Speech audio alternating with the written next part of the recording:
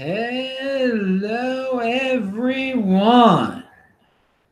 This is Adam Meister, the Bitcoin Meister, the Disrupt Meister. Welcome to the One Bitcoin Show.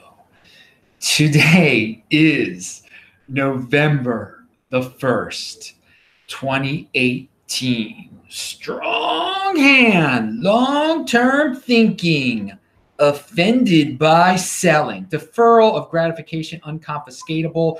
Tomorrow is Friday. Yay. 1 p.m. Eastern time, 5 p.m. in London, 6 p.m. in Italy.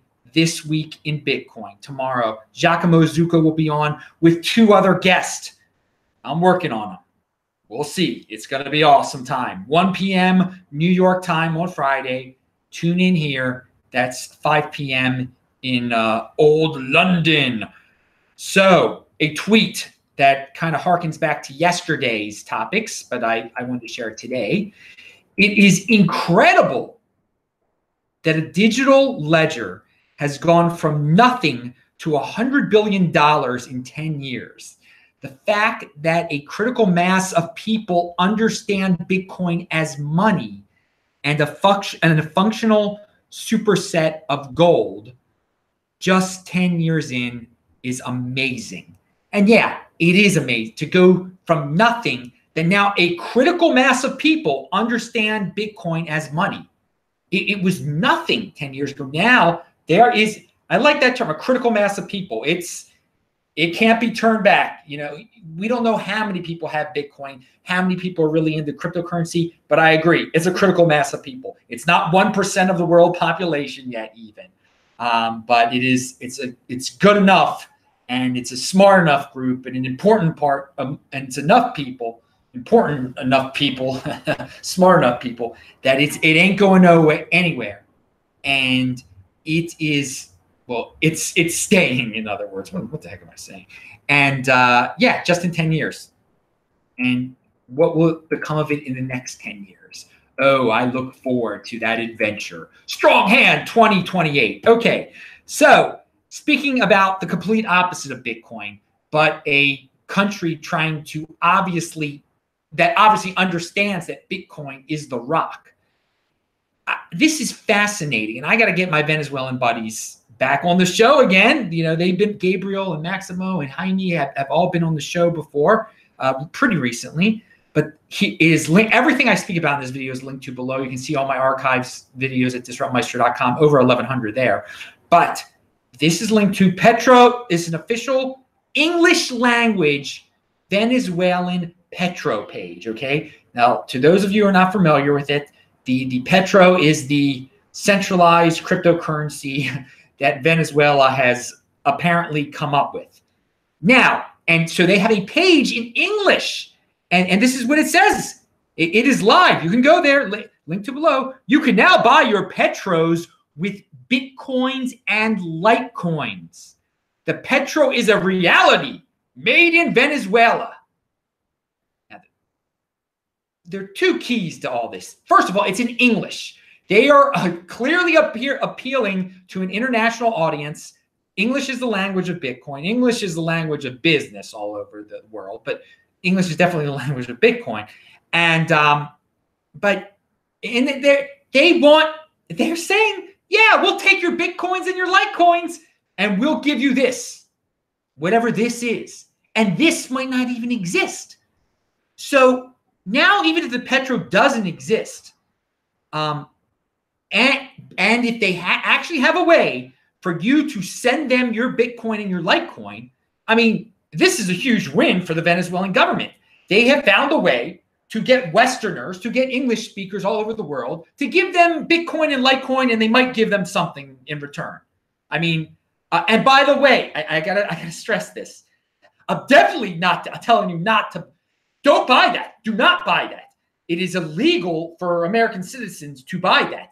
Because as you can see, the United States government has many sanctions against the Venezuelan government, and you just can't give the Venezuelan government money.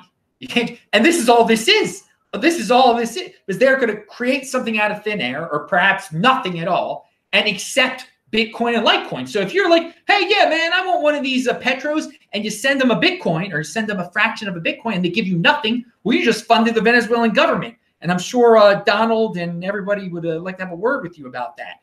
So don't do that. But looking at it from their perspective here, I mean, oh my God, they're going for it. They're definitely going. And it just shows you.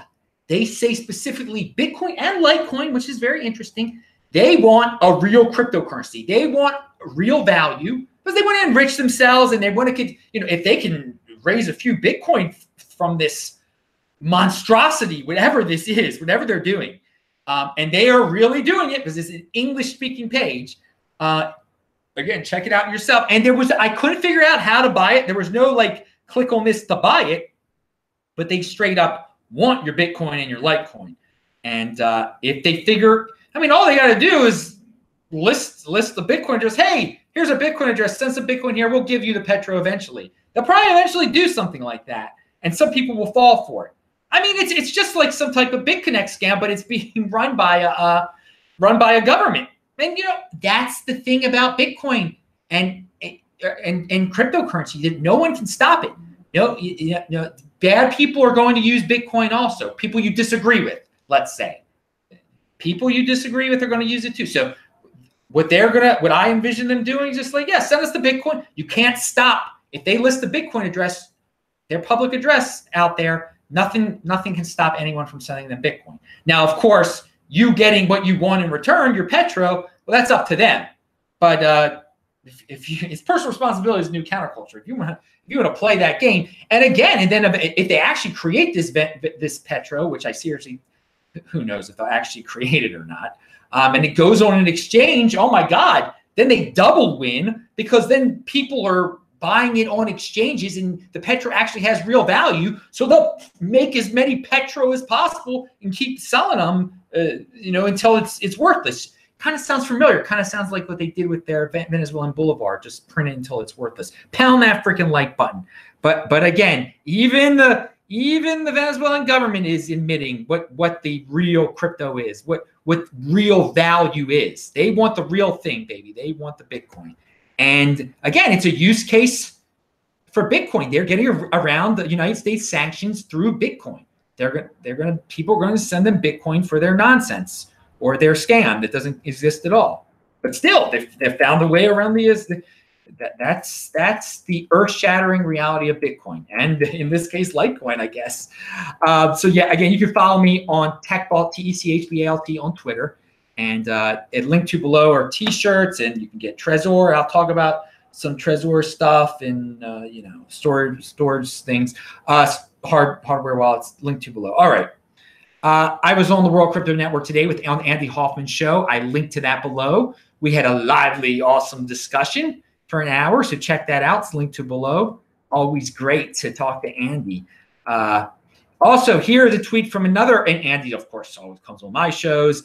And you can go to techbalt.com to see all the This Week in Bitcoin shows that he's been on. Francis Pouliot has also been on my show very recently. He had the great debate with wasn't supposed to be a debate with Lorian and Tizen last week. It was fun times for everyone. But he has a tweet out there, and I think the Venezuelan government would actually agree with this tweet. Storing money is the killer app. And he's talking about Bitcoin, obviously. Everybody wants Bitcoin to come up with some killer app that's going to be so trendy and awesome. And there will be something built on top of Bitcoin, maybe with the Lightning Network, and it'll be fun, and all the masses will be like, oh, this is awesome. What's this Bitcoin thing? But that's the thing about Bitcoin. There's so many simply awesome aspects of it that you can now, control your own wealth, control your own private key. It's the value of savings over spending. Storing your value, storing your money is the killer app, according to Francis. And that goes with my philosophy about Bitcoin, what I've been talking about here for a long time. So Gregor Kovac sends $4.99. Thank you, dude. Thank you for that super chat. And right after you, Jamie Briseno sent Petro equals BitConnect equals Dash. Same Ponzi, different scammer. So, Jaime, I must say, it is good to see you here. And thank you for the $2. Now, we must remember also that they're saying they built this Petro on Dash. I mean, they've got it all in English there for you, for everybody who wants to know. But again, it might not even exist. So I wouldn't use this as a reason to rip on Dash because Petro might not even exist at all. But I know, Jaime and many other people are not big fans of Dash, and we've been through it. Everybody check out the July 4th show in my archives, disruptmeister.com, and you can see when they were some Venezuelan dudes were talking about Dash, their opinions of Dash. So it is also who else was it?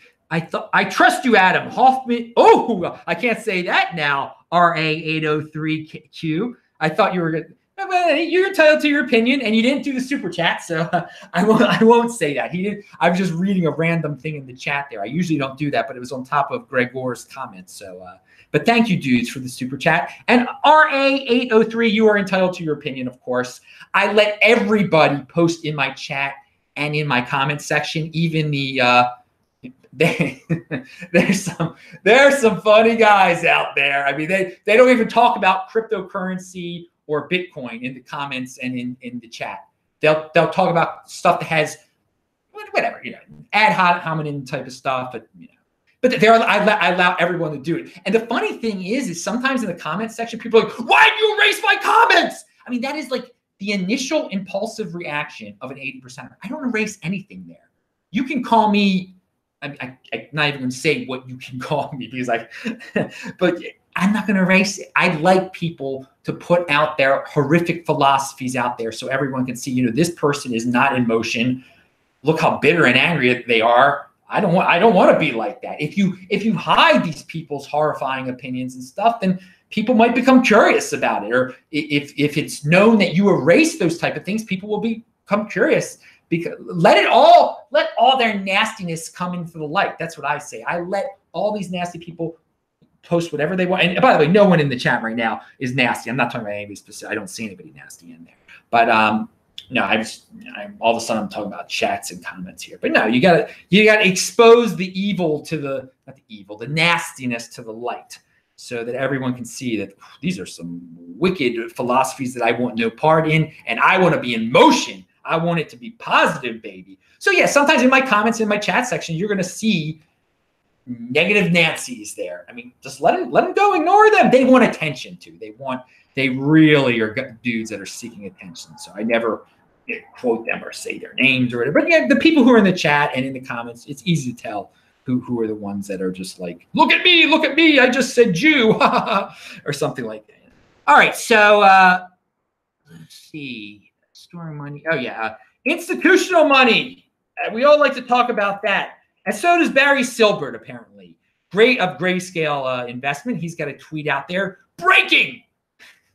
We are excited. I think I'm doing a good job of conveying the excitement. People say I convey excitement very well. Anyway, we are excited, because I'm such a calm guy, right? All right, we are excited to share our Q3 digital asset investment report. Year-to-date highlights include capital raise in the Grayscale products is $329.5 million. 33% was in quarter three. Majority of the investment, 59%, is from institutional investors. Okay, for those of you who say that there's no institutional investment, it's not a reality. There's no interest. I mean, he's already raising 59% of $329 million is from institutional investors. Now, again, he's got a lot of different products out there and stuff. It's not just Bitcoin, and it's a lot of stuff circulating around Bitcoin and altcoins and this and that and the other. The point is that institutions are interested in cryptocurrencies. There you go. It's real. That's $329.5 million. That's real, baby. Keeping it real. Just to one dude named Barry Silbert. Okay, yeah. Again, I will be in New Orleans on December 3rd and 4th at the digitalcurrencycon.com, and you can click on some links below for a 20% discount to get into them there. And then I'll be in Los Angeles from December 5th until December 12th. Maybe we'll we'll hang out there. And then December 13th, for quite some time after that, I'll be in Tel Aviv in Israel. And of course, Thanksgiving time, I will be back in Baltimore. I'm in Santiago, Chile right now until the 20th. Until the 20th, I leave. All right. And then I'll be back the day before Thanksgiving. I got to tell you, I remember back in the day, this is for the Beyond Bitcoin show. I'll talk about that. The day before Thanksgiving used to be such a fun day in high school and middle school. I mean, you got let out early. And then also when you were in college, it was great to come back. And then after college, you partied with your friends the night before Thanksgiving. It was the biggest party night of the year. That's when I valued my wealth in not in Bitcoin, in women and partying back then. It was the night before. So for all you people who still party like rock stars, like the Meister used to, that night before Thanksgiving, that day I never would have envisioned, that I would fly back on it's a long flight from Santiago to Atlanta to Baltimore. I never would think that I would fly back and land. I think I'm landing on that Wednesday at 3 or 4 in the afternoon, and I'm going to be really tired, so I'm not going to be able to go out. That I would ever put myself in that position not to go out on a Wednesday night before the biggest party night of the year. But even, in recent years when I have gone out, this will, if I don't go out this Wednesday night at all, this will be the first Wednesday night before Thanksgiving that I have, since I've been 18, or that I haven't gone out the night before Thanksgiving. This will be the first. I'll be with my family members for the first time, for the whole. But I think the streak will end this year. It's a sign of maturity and a sign of valuing my wealth in Bitcoin. And there's another thing. A lot of my friends don't come back anymore, and it's not the same scene in Baltimore anymore for various reasons. Okay, that's a Beyond Bitcoin show thing that I just shared.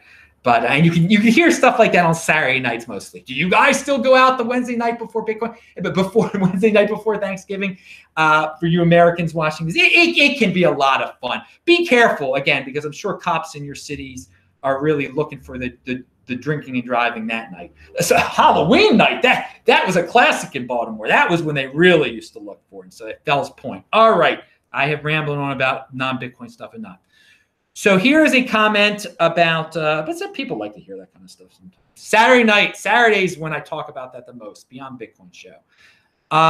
Here is a tweet from someone who's making excuses, I would say. And he talks about the bankers. I would say the smart people. Let's fill in the blank here. Only the disadvantage of a deeper winter would be bankers can accumulate more Bitcoin for low prices and eventually own a bigger part of the total supply. This is way more negative than some old miners running. Let Bitcoin skyrocket and be owned by the people. Okay, this guy was responding to a tweet by Trace Mayer, and I linked to this dude's tweet below so you can see Trace's tweet also. Trace was saying that, where there's a Bitcoin winter, and then maybe it could go down to $3,000, and maybe it could go down to $3,000. Trace is just throwing that out there because he so strongly believes in this Bitcoin holder of last resort concept, which that they're not going to give it up no matter what. And it's just going to if it goes down to $3,000, some of the so-called holders will be weeded out and the true holders will be able to hold even more. Well, and I think he doesn't really think it's going to go down to 3,000. I don't think. I don't think he thinks there's a high likelihood, but he wouldn't mind. He wouldn't mind it because he values his wealth in Bitcoin truly, because he's a holder of last resort. And as am I would like to get more Bitcoins also, but I know the psychological, I don't want to see people suffer. I don't want to see people become weak hands. Okay. And so this guy here is saying that he thinks a deeper Bitcoin winter is going to only enrich the bankers. The bankers will only be able to accumulate more if it goes to $3,000. No, dude. If it goes to $3,000, no excuse for anybody out there. It's the smart people that will get it, that will accumulate more, not the bankers. So again, I like the sentiment that no, I don't want it to go down to 3. So the guy says, let Bitcoin skyrocket and be owned by the people. So he's saying if Bitcoin all of a sudden is worth $12,000, that the people will all of a sudden get more of it, then they would get it at 3,000. Well, that doesn't make much sense. But he might be onto something, because people, 80%ers are such pack animals. They're reactive. And they're going to be like, oh, now it's going up. Now it's time to buy. And if it's going down, I'm like, oh, I'm scared. So, I mean, but no, if it skyrockets or it goes down, okay, everyone, banker, smart person, 80% or 20%, everybody has an equal opportunity to get this stuff, okay? These are pre-excuses, okay? These are so it went down and the bankers got it. That's why I don't have any because the bankers got it when it got down. No, that's just an excuse that you're making up before, a scenario might happen. There's no excuse in the future. If you're watching this thing in 2023 right now, enjoying the Baltimore Orioles World Championship, no doubt. If you're, and you don't have your Bitcoin, there's no excuse, okay, dude. There's no excuse. But hopefully the Orioles have just won the World Series in 2023 here on November 1st, 2023. Okay, pound that freaking like button. No excuses though for not having Bitcoin. So peer-to-peer cash. There's a lot of people that say Bitcoin isn't peer-to-peer cash. Oh, and that's a horrible thing. And the other coins market themselves as peer-to-peer cash. Well, a good dude on Twitter that I like to DM with, a fan of the show, says, yes, even if people decide to hold it, it still is peer-to-peer cash. It's like buying a toothbrush and leaving it in your cabinet. Just because you've not brushed your teeth with it yet doesn't mean it's lost its toothbrush qualities. Okay, so I like to store my Bitcoin. I like to hold my Bitcoin. I think it protects my value. I value my wealth in Bitcoin. I have no intention of spending any of it until at least after the 2020 halving, okay? I've repeated that many times. But if someone out there right this second wants to buy a water cooler from their friend down the street and wants to give them Bitcoin for it, they can. It's peer-to-peer cash right now. There's nothing stopping anyone from using it as peer-to-peer cash, okay? It is peer-to-peer cash. Is that going to be its main use in the future? I don't know. Is that its main use right now? No, but it is peer-to-peer cash still. You can still use it that way right this second. By the way, so Vincent MGTOW just sent $5 in the super chat. He said, I buy $1,000 worth of Bitcoin every payday, thanks to the frugal MGTOW lifestyle. Pound that freaking like button, Vincent MGTOW. You got to tell Thinking Ape Stardust. He just said he got demonetized by YouTube. Okay, and he doesn't know why. You can tell he's very frustrating, and he's about to get a lot more frugal. He says, which is great. I'm glad he's going to get a lot more frugal. But he respects you, because he has mentioned you on the show before. You should tell him in the comments, man. And maybe you have already.